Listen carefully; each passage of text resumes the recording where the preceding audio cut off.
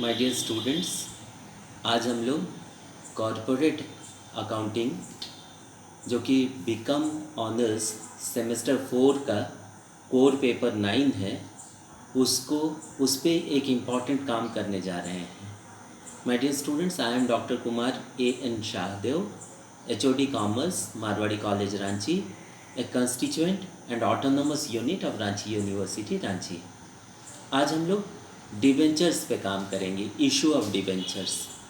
As you all know, debentures are one of the important sources of raising long term loan और finance. अभी जो हम लोग पिछले क्लास में देखे थे इशू ऑफ शेयर्स, शेयर्स होता है इक्विटी कैपिटल, ओनरशिप कैपिटल या कंपनी का वो कैपिटल जो इसके ओनर्स प्रोवाइड करते हैं, शेयर होल्डर्स प्रोवाइड करते हैं। अब हम लोग जिस पे काम करने जा रहे हैं माय डियर स्टूडेंट्स, वो है लोन कैपिटल या डेट कैपिटल, जिसको हम लोग डिबेंचर्स बोलते हैं, ऋण पत्र। और जो डिबेंचर्स के लिए लोन प्रोवाइड करता है कंपनी को, उनको हम लोग डिबेंचर सर्टिफिकेट इशू करते हैं और उनको डिबेंचर होल्डर्स कहा जाता है। जस्टिस चिफी ने कहा है, debenture is a document containing the terms of interest and capital repayment which either creates a debt or acknowledges it। तो यहाँ पे दो इम्पॉर्टेंट बातें हैं। डिबेंचर्स के लिए कंपनी उनको इंटरेस्ट प्रोवाइड करती है, यानी ब्याज देती है, और दूसरा कंडीशन है कि इसमें रीपेमेंट को एकदम क्लियरली लिखा जाता है। इसीलिए आप देखेंगे डिबेंचर्स में हमें से 5% डिबेंचर, 8% डिबेंचर, 11% डिबेंचर ऐसे करके रहता है, यानी वो रेट ऑफ इंटरेस्ट हो गया डिबेंचर्स का। इसी तरह ई थॉमस एक बहुत अच्छे राइटर हैं, एस्टैब्लिश्ड राइटर हैं। उनका कहना है, a debenture is a document under company seal which provides for the repayment of principal, मूलधन, एंड इंटरेस्ट, ब्याज, thereon at regular intervals, which is usually secured by fixed or floating charges on the company's property and which acknowledges loan of a company। My dear students, आपको याद होगा हम पिछले class में आपको बताए थे कि डिबेंचर का पर्पस होता है इमीडिएट लोन एक्वायर करना लोगों से, इमीडिएट लोन प्रोक्योर करना लोगों से। तो ये तभी हो सकेगा जब आपको उनको दो बातों की गारंटी दें। एक कि उनका जो इन्वेस्टमेंट है आपके कंपनी में, जो लोन के तौर पे आपको प्रोवाइड कर रहे हैं, वो एकदम सेफ और सिक्योर्ड रहेगा, उनका जो हार्ड अर्नड मनी है वो इंटैक्ट रहेगा आपके साथ। और दूसरा, आप उनको प्रोवाइड करने जा रहे हैं डेफिनिट और रेगुलर रिटर्न। इसीलिए डिबेंचर्स में एक सर्टेन परसेंटेज पहले मेंशन किया रहता है, और रेगुलर रिटर्न मतलब एक सर्टेन इंटरवल के बाद उनको वो उतना इंटरेस्ट मिलेगा। दैट इज़ द मोटिवेशन, यही उनका उत्प्रेरण है जिससे वो आपको डिबेंचर प्रोवाइड करते हैं, लोन प्रोवाइड करते हैं, डेट प्रोवाइड करते हैं, और कंपनी स्मूथली अपने काम को फाइनेंस एक्वायर करके आराम से आगे बढ़ाती है। इंडियन कंपनीज एक्ट जो है उसमें कहा गया है कि according to section 2 subsection 30 of the Indian companies act 2013, ये कहता है, debenture includes stock, bonds or any other instrument of a company evidencing a debt, उधार, without constituting a charge on the assets of the company or not. तो as per companies act amendment, Indian companies act जो है उसका जो amendment है 2017 में, वो कहता है, following shall not be treated as debentures. A, any instrument referred in chapter 3D of reserve bank of India act 1934 and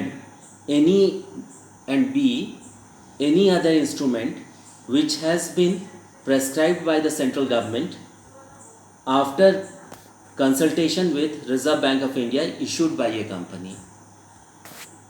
इसका अर्थ ये हुआ कि a debenture is a document, एक प्रपत्र है और certificate issued by a company acknowledging indebtedness for the money lent जो उधार उन्होंने दिया है आपको कंपनी को, it is an undertaking to repay the special borrowed sum with interest at a specified rate.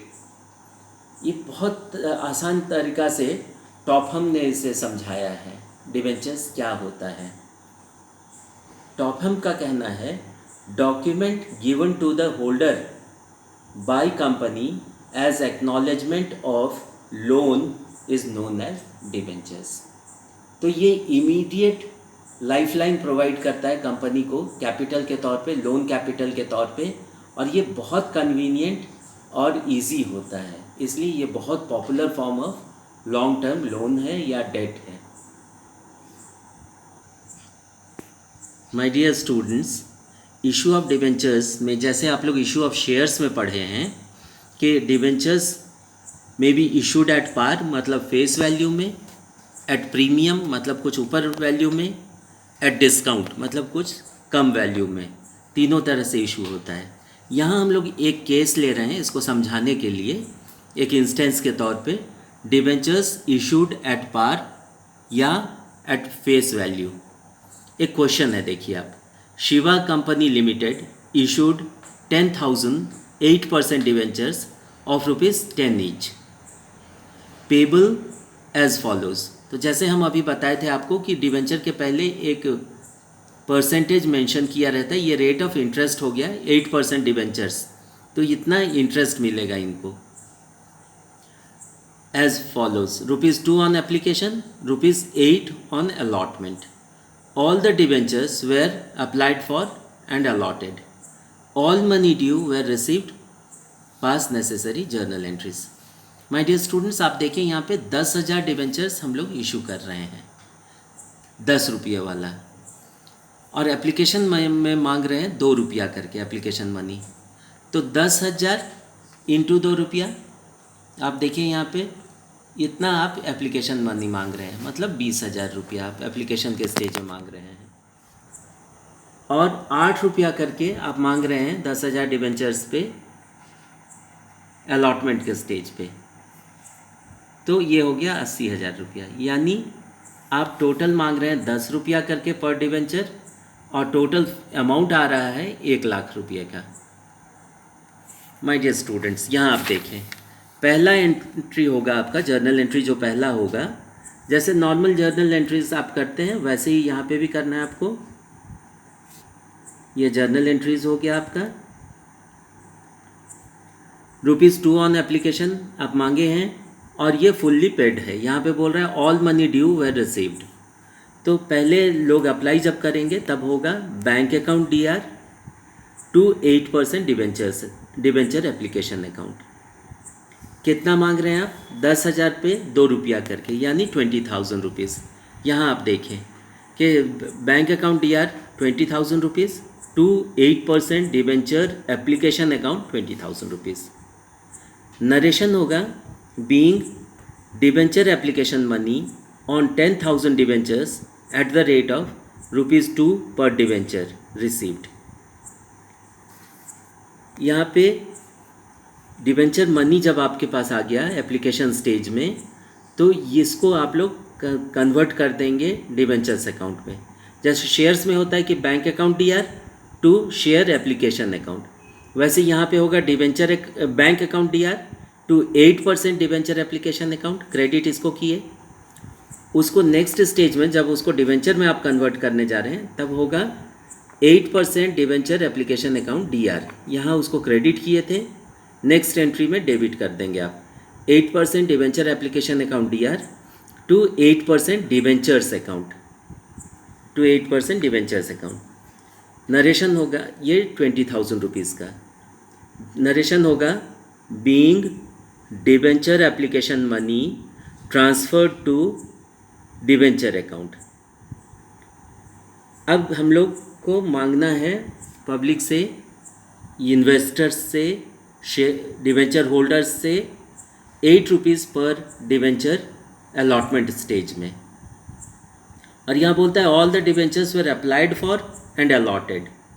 ये भी क्लियर है कि पूरा अलॉटमेंट करना है, और इतना पूरे के लिए एप्लीकेशन आया, मतलब एट पार आया है एप्लीकेशन भी, ना ओवर सब्सक्रिप्शन है ना अंडर सब्सक्रिप्शन है। ऑल मनी ड्यू वर रिसीव्ड, तो यहाँ पे आप मांगेंगे अलॉटमेंट के लिए जो ड्यू करके दिखाया जाता है, जैसे शेयर्स में होता है कि share allotment account DR to share capital account, वैसे यहाँ होगा 8% debenture allotment account DR to 8% debentures account, being 8% debentures allotment money due on 10,000 debentures at the rate of ₹8 per debenture, यानी 10,000 डिवेंचर्स पे हम लोग ₹8 पर डिवेंचर यानी total 80,000 रुपया due करके दिखा रहे हैं कि आपका बाकी है इतना इतना दीजिए। तो 80,000 के लिए हम लोग ड्यू करके दिखाए 8% debenture allotment account DR to 8% debentures account, being 8% debenture allotment money due on 10,000 debentures at the rate of ₹8 per debenture. और जैसा कि हम लोग जानते हैं कि नॉर्मल प्रैक्टिस है कि आदमी पहले कैलकुलेट करके और उसके बाद इन्वेस्टमेंट स्टार्ट करता है, तो उनको पता है इन्वेस्टर्स को कि जब भी मांगा जाएगा उनको इमीडिएटली पेमेंट करना है, वो कर रहे हैं, इसीलिए कहा गया कि all the money was duly received.